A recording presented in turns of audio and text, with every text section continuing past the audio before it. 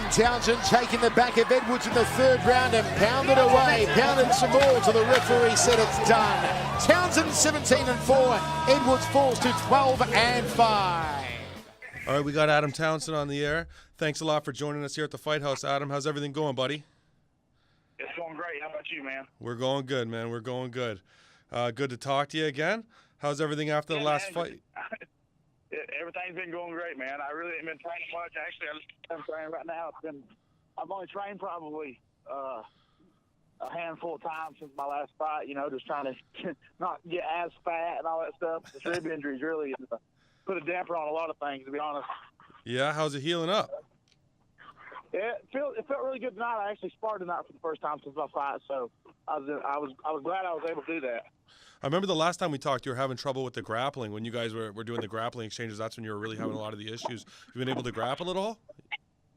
I've not grappled at all. The only thing I've done since I've been back to training is just some bag work, some mitt work, some shadow boxing, just primarily boxing and a little bit of kicks here and there, because what hurts me, or how I hurt my rib, was in a grappling exchange with a guy up there at Team Elevation, and and then, you know, that was a week out from the fight, and I went ahead and took the fight, and, you know, was able to you know, it's kind of like a mixed feeling between that, because I know I could have finished that guy a lot sooner. Right. But at the same time, you know, I just had to kind of coast through it the best I could. Well, I remember you were saying to me the last time we talked, like you popped out in the change room or something just before you went out there, which is just crazy. Yeah, it's insane that I went up there twice, and broke my rib. Well, the first time I broke two of my ribs, the 10th and 11th. Right. And this next time I separated cartilage. So it's pretty crazy. And it happened and what's even crazier about it is when it happened, I recalled when it happened the first time. Right. And it was pretty much near the same spot on the mat, too. So next time I go train up there, I'm staying away from that side of the mat, period. Maybe I just want to stay away from there. I don't know. No, you know, yeah. the last fight, a lot of crazy stuff happened, man. So you got the separated rib. You go out there, you take an onslaught in probably the first minute and a half. You recuperate and you're able to dominate the rest of the fight.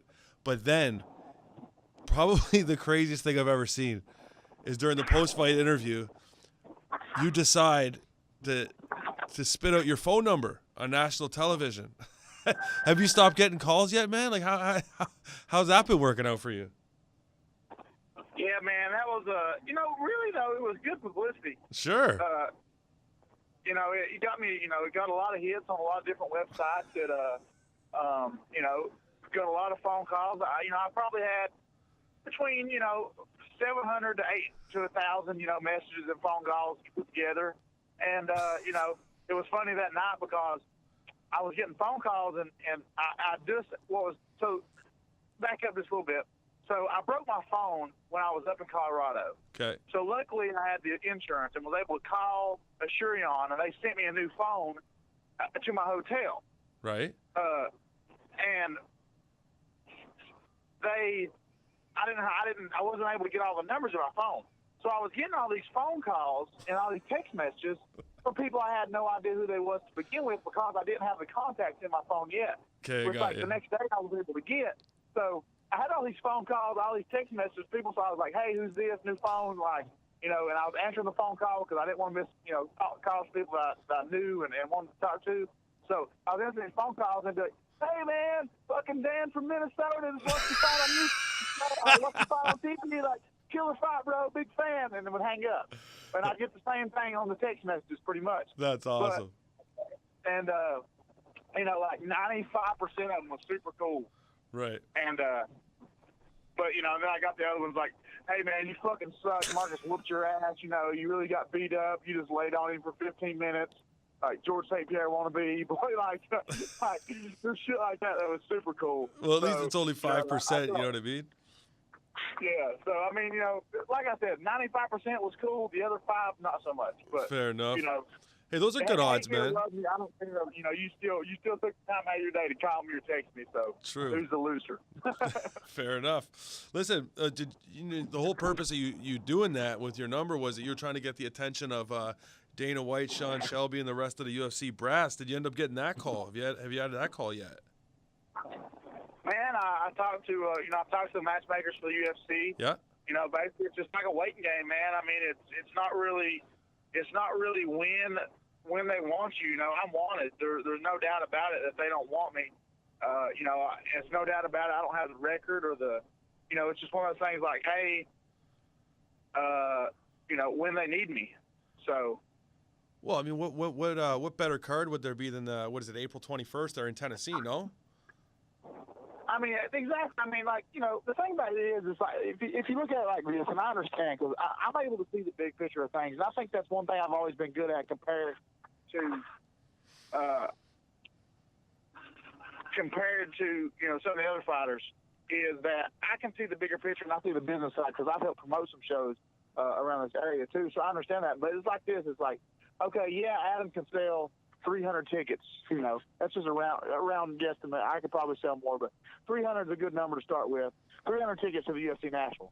Does the UFC really care if they sell 8,300, or do they really care if they sell 8,000? Does that 300 mean that much to them? Not necessarily. Not for what they've got to pay me, not for what, put another guy on the roster. I understand that side of it. Is it stupid? Yeah. Do I want to be on? Yeah. But I understand that side of it. I think that everybody knows that I've got the record, I've got the fights, I've got the mentality to be in there. It's just the fact of when they need me. When does somebody back out and they're like, okay, Adam Townsend can fill this spot on a week's notice. That's what it's going to take for me, I believe. Well, do you feel like maybe they're a little bit iffy to even consider you on the Tennessee card, given the rib injury and things like that, and making weight and just those issues? And are you even inclined to take that fight right now, given the fact that you're rehabbing an injury? If the UFC called me the day after the Marcus Edwards fight, I would take in a fight. That's just how I am. Just like not backing out of the fight with Marcus Edwards. I shouldn't have fought. Man, my rib popped out back in training trying to guillotine my coach in the warm-ups. Trying to guillotine my coach. I knew that it was going to come out. I knew that it was going to be a problem. I knew that it was going to be a big deal. And they're like, this from going by the fight and watching it, like, I can't really describe how bad that shit really hurt, and it really it was incredibly painful, and I had to be so, like I said, I had to be so cautious, Marcus, because I didn't want it to come out. So everything I was doing was half speed. I couldn't be myself that night. So, like I said, I would take the fight the next day if they had called me for sure. Like I'm not that type of way. I'm tough. Like that's what I thought was so funny about Marcus, and I guess it'll be funny. Everybody that's ever said that about me is like, oh, I'm going to bully the. I'm sure you heard some interviews of Marcus saying I'm going to bully the bully. I'm going to, I'm going to shut him down. I'm like, man, like there's just, there's certain things that people have and don't have. You know what I'm saying? Like I have no quit in me. You'll never see me quit ever at anything. If it's tic-tac-toe, if it's I don't quit. Period. You know what I'm saying? So like. When he was saying that shit, I was like, man, that's funny. Like, I'm going to hurt this kid's feeling when he can't finish me. And then when I whoop his ass is what's going to make him feel even worse. Do you think that you stole his heart in the first minute and a half when he came at you and he put it on you? Because he put a beating on you in that first minute and a half. But you didn't even so much as like there was, like you said, like zero quit. You didn't break at all, and it was clear. Nah. Do you think that took his heart when he realized, like, this guy's not going away? When you like... I've never had that, so I don't know how that would feel, but I think when the time comes, when I meet somebody that won't go away, I don't think it'll bother me. Like, I don't feel like it'll affect me in any way, but I think for Marcus it did. I think Marcus is used to going out there and being a bully, and I talked to some people that train with Marcus before, and they're like, yeah, he does really good when he's bullying people, and then when he's not, he kind of backs down. And that's what you saw at the Marcus fight. You saw him come out hard, come out strong, like I knew it was going to happen, like I was going to talk about. I didn't think it would be as bad as it was for me, but really I don't think, like I said, I think it was just all the rib injury. I think that he caught me with a good punch, and I couldn't grapple. I couldn't do anything until, you saw me run away there for a second, and when I got my rib back in place is when I shot for the takedown and I got it. And it was my fight from that second on. It was just weathering that beating and getting him, getting some distance so I could pop my rib back in place, and then after that I was cool. Well, you were talking about it popping out in the back when you were with your coach. What did that do to you mentally? Like, you're on your way out to lock yourself in a cage and fist fight, knowing that your rib is going to pop out, essentially. So Yeah, where was well, your like- mental space on your way out there? So it popped out Friday, directly 7 days before the fight. Mm-hmm. And I was like, okay, I'll take it easy Sunday. And then I was training with one of the guys on the card named Sloba, and Sean Madden hold mid for me. And they was like, y'all can do some light sparring if you want to. And literally, like, he shot for, like, well, we wasn't even doing takedowns. We were just kind of, like, setting up takedowns, one-for-one drills. He shot for the easiest takedown on me, and I went to get an underhook. And as soon as I did, that motherfucker popped out. I was like, damn. So the rest of the week, I made sure I didn't do anything to let it pop out. I was like, maybe it'll heal up. Good enough for it won't pop out during the fight. Then as soon as I got back there and tried to squeeze my coach the first time, it popped out. And it was just like I said, man, it was draining mentally. It really was. Like, I was like, I'm not 100%. It's going to happen when I get out here. It's how quickly I can get it back in place, because it didn't hurt as long as it was back in place. As long as I put it back in, it didn't bother me. But when it was out, it was excruciating for the entire time that it was out until I got it back in. I'm sure you caught a lot of the memes and stuff like that were online about you. What did you think of those? Yeah, I mean, I'm a big social media guy. You know, I really have fun with it. You know, Yeah. Whether you're hating me or you love me, man. Like, I have fun with that shit. So it don't like. I loved all the positivity. I loved all the negativity. Like I said, it don't bother me at all. Like, I don't overthink things. Stuff don't bother me at all. Like, I don't go to bed mad or, nothing like that over anything. You know, I thought that everything, I got more of the positive side from everything, of the phone number, of the rat tail, of the, Or the Tennessee waterfall. The Tennessee waterfall, yeah. The Tennessee waterfall. I got love from all of it, man. So to me, it was, I think Floyd Mayweather is one of the guys that really coined that, or maybe it was Muhammad. I can't remember who, but the guy that said, hate me or love me, you're still buying the ticket. If you don't see me win, you don't see me lose. Same way, if people's talking about you, don't matter if they're talking good or talking bad, they're still talking. So I take it all. One of the things when we had last discussed things, we were talking about your future, and at the time you were fresh off the fight, and you seemed to be in a place where it was just like this UFC thing's got to happen. I got to get this call. Like, I can't keep doing this. Now that a little more time has passed, like, where are you at as far as, like, how much that needs to happen? Because you were questioning your future in the sport and whether or not you could take these the fights with these smaller promotions much longer. And there's that whole feel. Where are you at now mentally? I mean, I tell people this all the time. I'm in this sport solely because I love competition and I want to make money. The whole reason I got into the UFC. The whole reason I got into MMA was because of UFC. Like, I watched that shit on TV, on pay-per-view, about every pay-per-view for a long time. And I was like, I could do this shit. I really believed in my heart. Like, I couldn't fight worth a shit. I hadn't been in probably a handful of fights in my entire life. And I was every fight I ever got in, I just, slammed people down and kind of like ground pound them. But I picked up jiu-jitsu very fast when I first started training. And the whole reason I started this whole journey was because I wanted to be a UFC fighter. I was like, I remember watching Uriah Faber and BJ Penn and those guys, and I was like, man, I could do this shit. Like, I know I can. I could be this guy. And, here I am still trying to do that. And, like I said, it is frustrating for me. But at the end of the day, if I can get with a Russian company, if I can get with World Series of Fighting, Bellator, if I can get with anywhere and make some money, I'd be happy. Would I kind of miss that part of my dream of, hey, wanting to be a UFC fighter? Yeah, because that's really why I took this whole journey. But at the same time, like, as long as I make money, I don't give a damn. I'm due my money. I've had so many fights, and I think that's really the biggest thing for me. How long are you willing to see this through? Like, I mean, but until, like, it's like, okay, if this isn't happening, like, I don't know how long I'm willing to do this anymore. Like, where's that line for you? Yeah.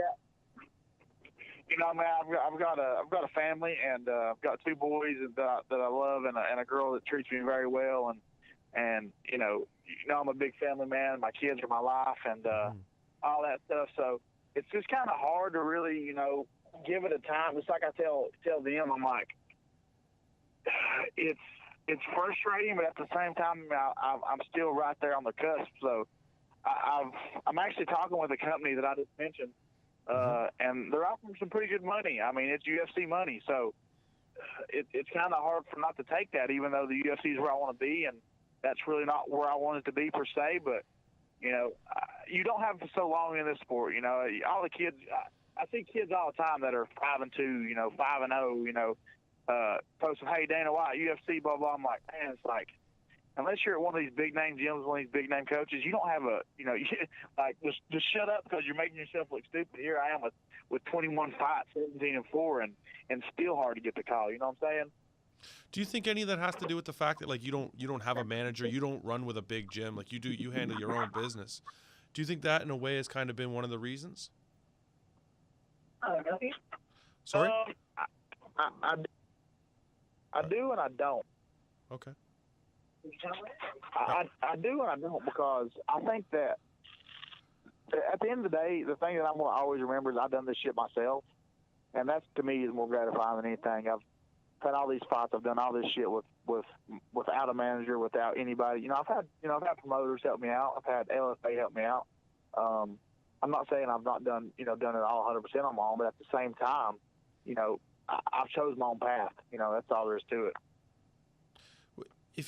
Last question I have for you today, Adam, and again, I really want to thank you, man. I always enjoy our conversations. You're really raw. You're really real. If you could go back, would you fight? If I could go back, would I what? Like if you could go back to the start of your career when you started training, would you make the decision to fight? Would you be a fighter, or would you have chosen a different path? I don't know, man. I watched a video the other day with Quentin Rampage Jackson. With Quentin Jackson. Did you see that video? I did see that video. Yeah, I did. I looked at that too, and I was like, man, I think a lot more people honestly feel that way. I think a lot more people are honestly just scared to say that because, for whatever reason. But, if I could go back and do it, I don't know that I would, to be honest, man. I really don't, because it takes so much, like, even when I first turned pro, it wasn't that bad. But when you get to the level that I'm at, it's so much harder than the person would ever imagine. Like, when I looked at how hard I actually trained for my last fight, and all the running I did, all the driving, all the eating, all the eating healthy, and all the weight cutting and all that stuff, everything that I'd done, like, I'm like, damn, was this year really worth? Because I got paid decent from LFA. It wasn't that. It's just like, was it all really worth it? You know what I'm saying? So that's a touchy situation. You know what I mean? Mm-hmm. I don't know. I don't really know if it would be or not. Well, thank you very much, man, for your honesty. And again, like I said, I always love talking to you, man. You're very real, and I really appreciate that. It's super authentic. And thank you so much for joining us here on the Fight House, man. And I hope to see you in the UFC cage soon, or wherever destiny takes you, man. Yeah, man, I'm glad to be on your podcast, bro. Thanks for having me. Is this your first one? This is the first one, man. You're the first interview, man, on the podcast. Damn right, brother. I'm glad I could be that. So let's keep it going. Have me back on in a few shows whenever you get time, and we'll go from there, man. Yeah, we will, man. And do you actually? One last question, man. Do you have anything on the radar? Do you any fights people are offering you? Anything like that? Yeah, like I said, I just got a contract from a big name organization today. Money, like I said, it's UFC money. It's just whether I want to go that route or whether I don't. Whether I want to continue this dream and take a fight for the. I just got a fight offer too at another show for the Ring of Combat 155 championship that I fought in before up there in New Jersey. Just got a fight offer for that today too. So I've got a contract and I've got a fight offer. So it's just kind of like I said, whatever I want to do. If I want to go that one of those routes or if I want to keep to the UFC dream. Would that company that offered you the contract start with a B? So, I'm just playing, man. Nah, I'll text it to you. I'll tell you who it is. Who is it? I can't tell you. I'll tell you who it is. All right. I don't want to give it out. I don't want to give it out just in case I don't follow through with it. I don't want to badmouth it. It's not like I said. It has nothing to do with it has nothing to do with this company because I'm sure this company's great. It's just the fact that I want to be in the UFC. So, I understand completely. I'm going to sit down with the family and the coaches and ask them what their opinion is, and at the end of the day, all this stuff is my decision. That's a good thing about me. It's on me. I do what I want to do. So that's what I love about my career more than anything else. Is it's all on me. Sweet, man. I respect that a ton. And like I said, I hope to see you back in the cage soon, man. And I hope Destiny takes you in a good direction. Thanks a lot. Thanks again, brother. I appreciate it, man. Have a good night. All right, you too, man. See you, bro.